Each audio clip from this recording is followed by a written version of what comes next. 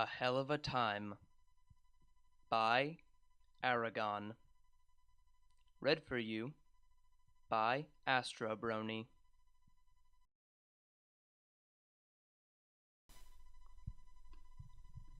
Tartarus, the most terrible place in Equestria. Well, maybe not the most terrible place, because Canterlot's public bathrooms had earned that reputation rightfully, but definitely top 5. It was both a prison and something. Okay, Celestia thought. It was just a prison. She'd never been good at coming up with menacing descriptions. Usually that was Luna's job. Plus, it was hard to think of ominous statements when one was being carried through the air like a little toy. Tirek's magic was itchy, and its inherent evilness caused Celestia to shiver. They were floating above one of the multiple peaks of Tartarus. And then, Tirek's magic disappeared. For a second or so, the 3 alicorns just hovered there, in mid-air. Gravity was pretty lazy in Tartarus. Celestia looked at Luna. Luna looked at Celestia. Cadence looked at them and made a huff because they were ignoring her. And then all 3 of them looked down. Silence. Luna licked her lips. I'm guessing 50 feet, perhaps? More like 60, I would say, Celestia replied. Give or take. Yes, I think you are right. Luna nodded. 60 feet from the ground.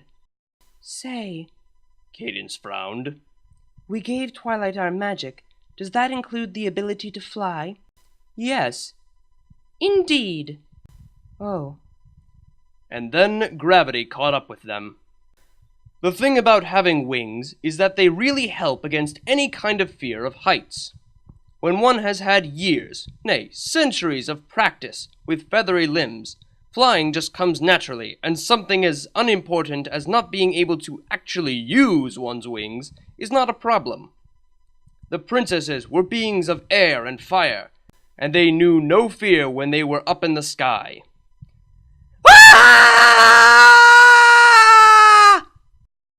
Then again, a 60-foot freefall is pretty scary, immortal or not.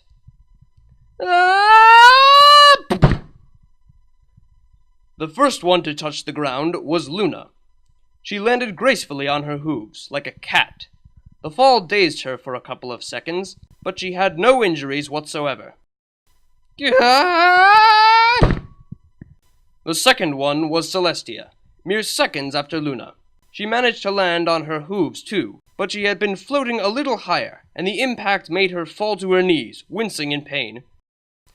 Oh no, no, no, no, no, no, no, no! And then there was Cadence. Now, to be fair, she had lived a very short life, if one compared her to the royal sisters, Celestia thought. She just had less experience. She wasn't even used to flying, if her memory was correct. No pony could really blame her for that. Still, long story short, Cadence hit the ground face first, each of her legs pointing in a different cardinal direction. Not exactly the classiest of landings, Celestia thought. And then, silence. None of the 3 alicorns moved. Cadence, are you okay? Celestia finally asked. Cadence? Oh dear. I think she means yes. Luna said, arching an eyebrow. Cadence, you mean yes, right? Good. Oh dear, Celestia repeated, biting her lip and taking a step towards her niece, who still hadn't moved at all. Oh dear, I think she broke something. What do we do? You're exaggerating, sister. Luna waved a hoof. She's all right. See? She agreed with me. Luna shrugged and started looking for something in her mane. Let her be. She'll get better eventually. We have more important issues to attend to, after all. I don't know. I think we should at least move her. Celestia moved her head close to Cadence's. I'm not really sure if she can, breathe. She squinted. Her face is completely flat against the ground. Yes, yes, sure. Luna licked her lips, her hoof still inside her mane, looking for something. Just don't... Oh, ah! The corners of her mouth went up in a huge grin. I found it! Oh? Celestia turned around, leaving Cadence alone with her ground for a while. You found what? This! With a pompous swift and a flip of her mane, Luna revealed what was now on her hoof, a small wooden chest with no lock. My personal kit for imprisonment. What? Celestia's eyes opened wide as Luna put the chest on the ground. You were prepared for this? She smiled, hugging her sister, joy in her voice. Oh, Luna! Even Cadence thinks you're incredible. What I would ever do without you. You'll probably rule the land peacefully for 1,000 years, and then allow your subjects to either forget me or remember me as a horrible monster who devours the flesh of their children, Luna replied, patting the back of Celestia's head. But aside from that, you'll be completely lost. Silence. Heh. Celestia got away from Luna, blushing a little. I guess. Anyway, how did you know Tirek was going to imprison us in Tartarus? Oh, I didn't. Luna pointed at the wooden chest. I just carry that all the time. You carry an imprisonment kit all the time? Celestia frowned. Why? Because I was banished for 1,000 years, and I would have killed for an imprisonment kit back then, Luna said. You can take the mare out of the moon, but you can never take the moon out of the mare. Oh. Celestia licked her lips. Well, I'm very glad you do that then, Luna. Now we can escape and help. Wait. Luna interrupted, raising a hoof. Hold on a second. You want to escape? Celestia blinked. Of course. That's what your imprisonment kit is for, right? What? No! Luna rolled her eyes. Escape from Tartarus without magic? That's not possible, sister. She frowned. Well, it is, as Tirek did. But we would need to walk for months, and I'm not doing that. Then what's in the chest? Mostly toilet paper. Silence. Celestia used a hoof to massage the space between her eyes and sighed. You brought toilet paper. You had all the time in Equestria to prepare yourself for a second imprisonment, and you got toilet paper. Look, we might need to wait for days, and there's 3 of us, Luna said. Believe me, you'll be thankful for the toilet paper. Celestia sighed again. Luna, I just think you could have gotten something more, well, useful than toilet paper. I would like to see you suffering 1,000-year-long toilet paper deprivation. Then you'd learn if it's useful or not. Okay, forget it. Celestia looked at the wooden chest. You said that you had mostly toilet paper there. That means there's something else, right? Luna nodded. Indeed. I also brought an inflatable ball. Oh, and a harmonica. Silence. A harmonica. A harmonica, Luna repeated. To play some blues. Luna, you don't know how to play any instruments. Are you serious? I spent 1,000 years in the celestial equivalent of jail. All convicts know how to play that thing. It comes naturally to us. Luna opened the box, causing a couple toilet paper rolls to fall to the ground, and got a silver harmonica out of it. Just listen, she said, right before putting the thing right in front of her mouth and blowing. Aha! See? Luna smirked at Celestia. Blues. That sounded nothing like blues. Of course it did, Luna said. Listen again. See? It sounds like a frog crying for help, Luna. You know nothing about music, sister. And Cadence thinks the same. Celestia sighed. Luna, anyway, now that we have everything we need, Luna interrupted. I think it's time to bring some order to this place. Seeing how you two are new meat, I'll be the boss here. You... what? Celestia blinked. New what? New meat. Luna arched an eyebrow. First-timers? I don't understand what you are even talking about now, Luna. Celestia frowned and looked at the purple sky of Tartarus. I think this place is playing tricks with our minds. No, I'm just returning to my imprisonment persona. Luna shrugged. You'll get used to it. Anyway, that side of the peak, she said, pointing to her right, is mine. My territory. No pony goes there without asking me first. Luna nodded. I'm glad you got it so fast, Cadence. Celestia found herself massaging the space between her eyes again. Luna, why would you claim the right side of the peak anyway? Because that's how prison works, sister, Luna replied. I'm a veteran. You have to respect the veteran, and the veteran gets the best side of the peak. There's literally no difference between that side of the peak and any other place in Tartarus. Of course there's a difference. Luna pointed to her right again. That part is mine. Amazing contribution to the argument, Cadence. Luna, I swear to the stars above, Celestia sighed. I'm going to assume you're suffering another one of your moon flashbacks, and that's why you're acting in such a childish way. Do whatever you want. Just don't go to my territory. Luna squinted. You don't want to end up like Rocky or Mr. Stony McMineral. Who in Tartarus are Rocky and my imaginary friends while I was on the moon? Luna explained. 1,000 years is a very, very long time. Celestia frowned. You have imaginary friends? Not anymore. Luna squinted even more. They got in my way. All right. Celestia covered her entire face with her right hoof. I'm just going to... Luna would never know what Celestia was going to do, because the sound of Cadence to her side interrupted them. She didn't fall gracefully. Instead, she did it with the elegance of a stack of potatoes tumbling. But at least her face wasn't pressing against the ground now. Both Luna and Celestia shut their mouths and approached Cadence once they saw her eyes.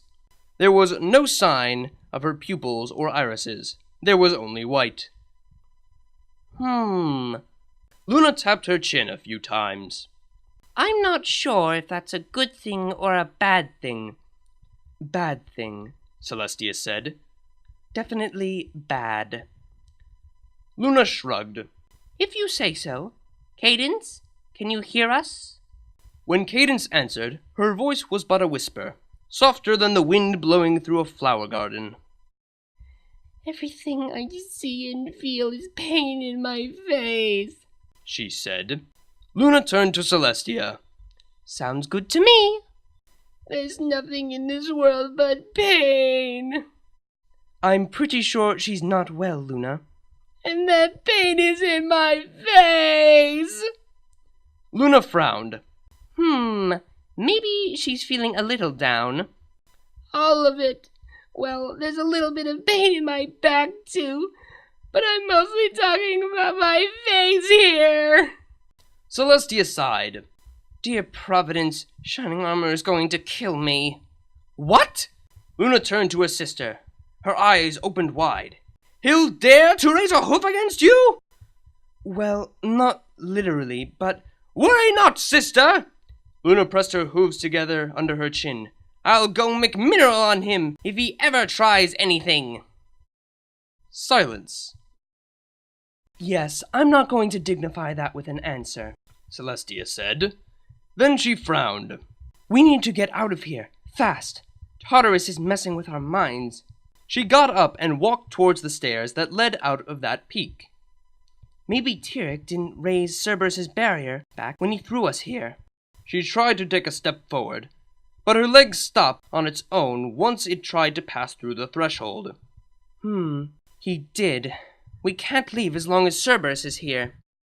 But maybe we can try to convince him, perhaps. My face really hurts. Yes, Cadence, we got it. Celestia sighed, still looking at the stairs. Luna, what do you think? Silence. Please tell me you're not playing with that harmonica again. Silence. Luna! Celestia turned around, a gigantic frown on her face. This is not the time for such a foolery! I just thought it would cheer Cadence up. It sounds like a frog crying for help, and my face still hurts. Wait a minute. Celestia looked at Luna. Cheer her up. You said you had an inflatable ball with you, right, Luna? Yes, indeed, Luna said, nodding. I figured it would be good for entertaining ourselves while we wait for Twilight Sparkle to rescue us. Well, Twilight is not going to rescue us, but maybe we can tame Cerberus with that toy. Celestia trotted to the box, and indeed, among seemingly countless rolls of toilet paper, there was a piece of deflated bright red plastic. Without hesitation, Celestia took it. Looking for the valve, wrapped her lips around it, and started to blow.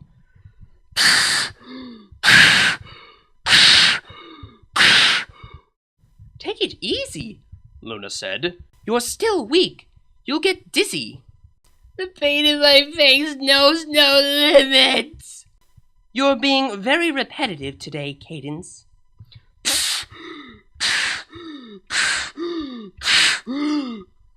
My face feels like it's on fire. I got that. Luna tapped her chin. So, how's it going in the Crystal Empire lately? Pretty well. My face never hurts when I'm there. Luna rolled her eyes.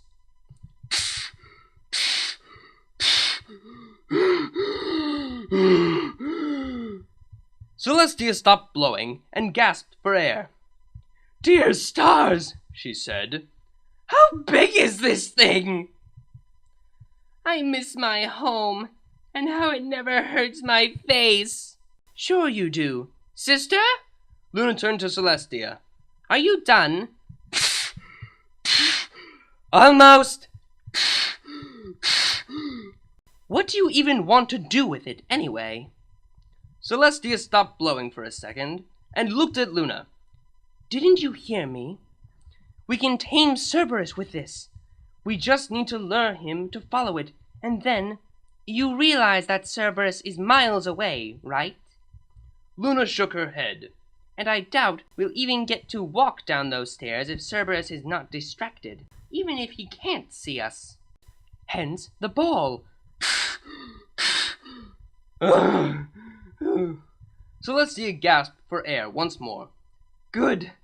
I think I'm done now. But how are you going to show Cerberus the ball? Well, I'll just make it float in front of him, of course. Celestia walked towards the threshold once again. Cerberus wasn't in front of their peak, but she could see the giant dog in front of what had been Tirek's peak till not so long ago. He'll follow it. Sister? What? We don't have magic. Silence. Celestia licked her lips. Right, I forgot that. So, long story short, we can't get out of here, Luna said. There's no way out, and Cerberus doesn't know we're here, so we can't ask him for help. She got the harmonica close to her mouth once again. I say we wait for Twilight Sparkle to rescue us. I'm sure Twilight will get us soon. Silence again. Both Celestia and Luna turned to Cadence, frowning. Cadence blinked. Oh, and my face hurts. Phew! Luna looked at Celestia with a smirk. I got worried there for a second. Sorry. Do you even need to talk like that? My face hurts too much to raise my voice. What about your back? Meh, more or less okay. Good to know, I guess. Thankfully for her sanity, Celestia wasn't listening to that conversation. Her attention was focused on the threshold in front of her, and Cerberus standing a mile away from them. If only she could make the giant dog see the ball. Cerberus knew them, and he would recognize their smell on the ball. Then he would look for them, and then the barrier would go down. Celestia frowned. She was an immortal alicorn.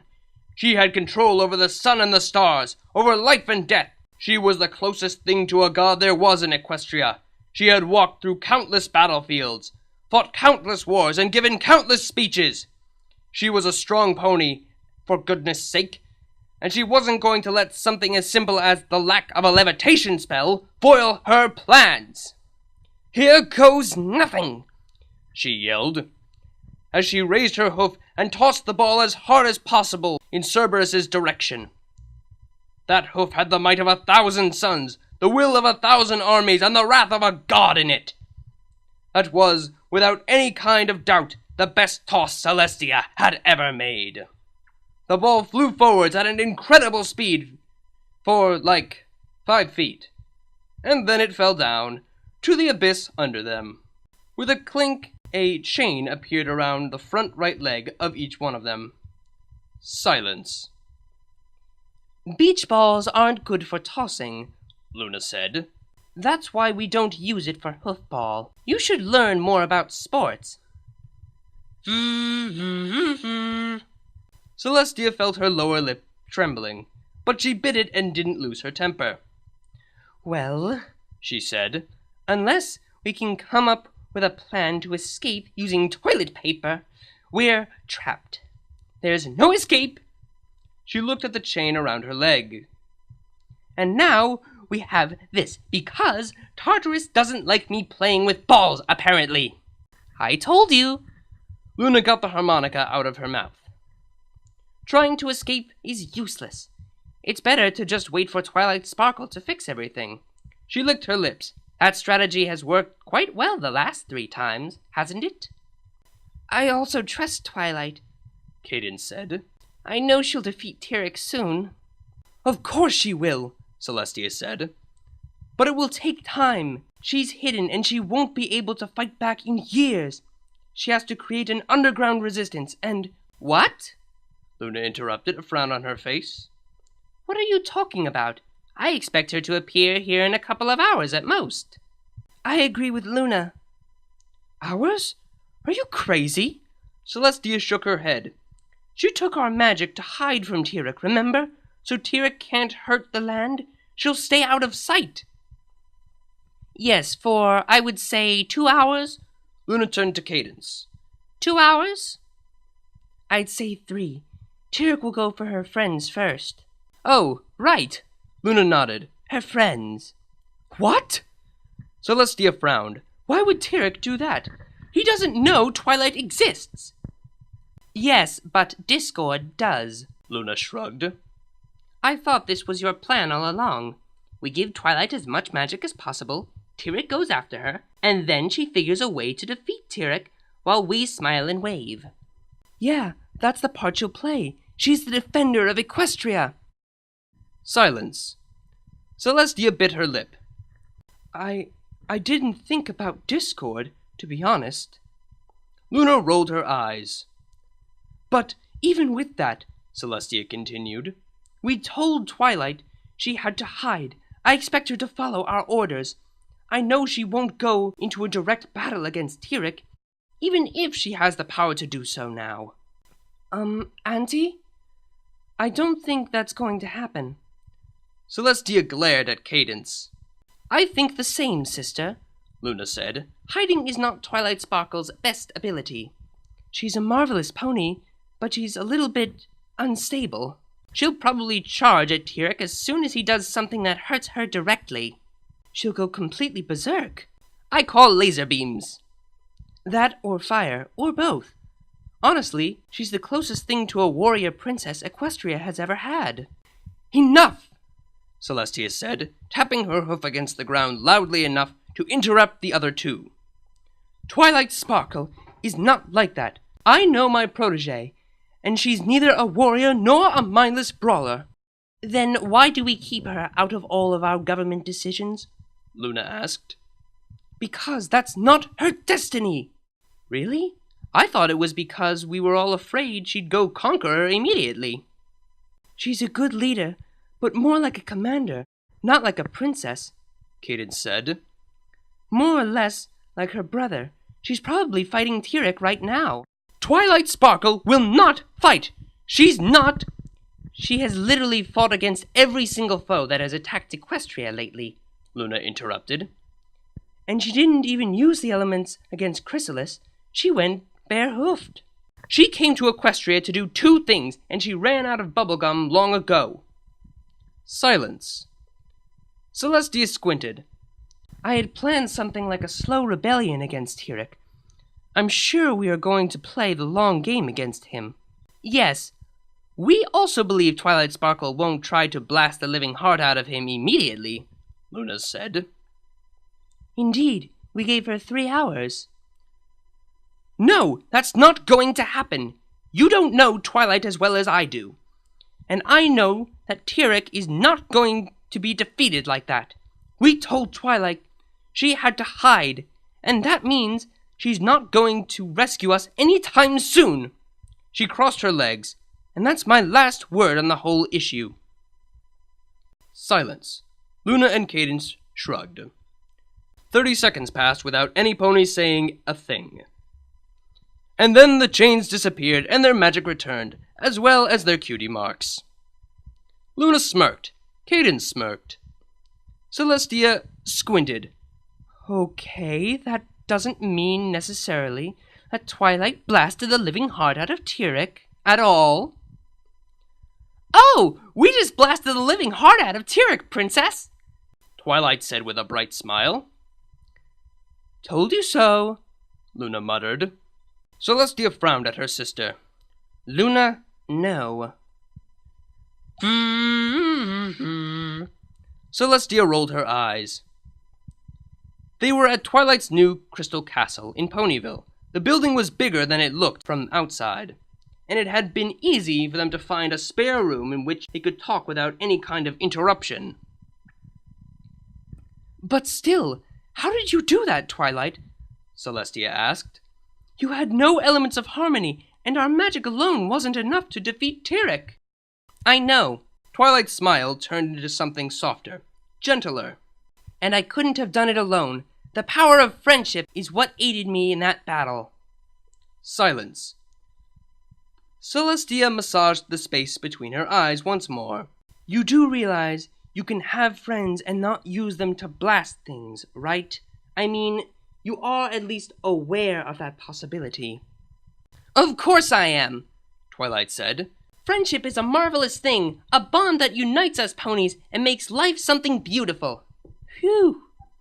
Celestia smiled. You had me worried for a sec. It's also the best weapon to blast things, and it would be a waste not to use it. But that's totally your choice, Twilight interrupted. We managed to open the box the Tree of Harmony gave us, and it had some kind of rainbow power in it. She clapped her hooves.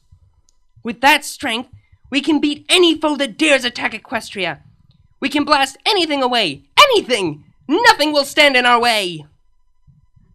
Silence.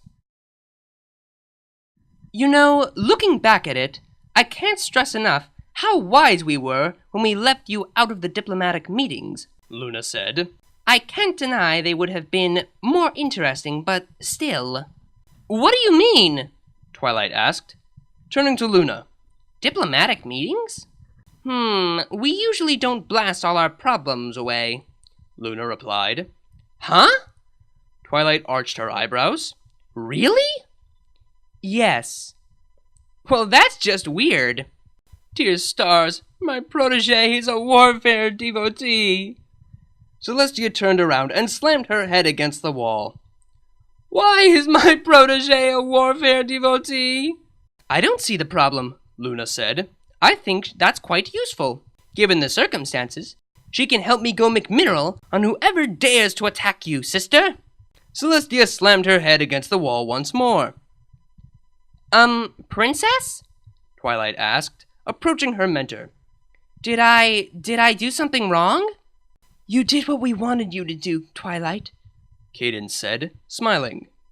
Don't worry, Celestia is just, coping with some realizations. About time, Luna said. Hey, I know what will cheer her up. Celestia, listen up!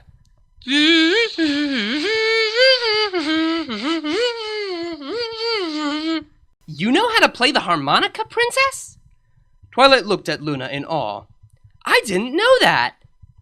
It just comes naturally, Twilight Sparkle. I'm glad you're enjoying my blues, though. You know, it's not that bad, Cadence said, approaching Celestia and patting her on the shoulder. I mean, everything's sorted out right, after all. Celestia still had her face pressed against the wall. I just realized the pony I raised and sent to Ponyville to learn about friendship is an Amazon. Cadence, I'm not sure if that counts as sorting out right. Cadence scratched the back of her neck. Yeah, to be honest, between that and the way Luna went all omnicidal 1,000 years ago, I'm not sure you're a good mentor figure. But hey, at least I'm not a psychopath. Yes, Cadence, that's very helpful. Seriously, though, Cadence said, turning around to look at Luna and Twilight, who was still busy with the harmonica. Seeing how those two ended up, I'm surprised Equestria didn't burn under your rule long ago. Celestia pressed her head against the wall a little harder. And then the door opened with a loud boom, only to reveal a panting Fluttershy, a worried frown on her face. Oh dear, she said, as she entered the room. I heard a frog crying for help somewhere in this room. Did something bad happen?